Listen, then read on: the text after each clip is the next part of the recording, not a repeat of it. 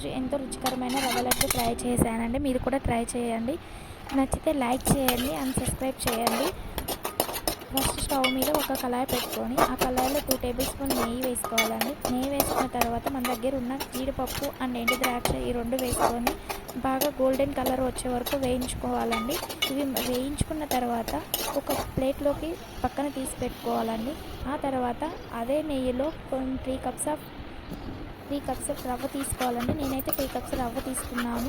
ఈ రవ్వని మంచిగా గోల్డెన్ కలర్ వచ్చే వరకు వేయించుకోవాలండి. రవ్వ ఎంత మంచిగా వేగితే రవ్వ లడ్డులు అంత టేస్టీగా ఉంటాయి. ఇది వేయించడానికి నాకు ఈ 3 కప్స్ 20 మినిట్స్ టైం పట్టిందండి. ఎందుకంటే ఇది గోల్డెన్ బ్రౌన్ కలర్లోకి రావడానికి, ఎందుకంటే అడుగు అంటకుండా ఇలా మంచిగా కలుపుకుంటూనే ఉండాలండి.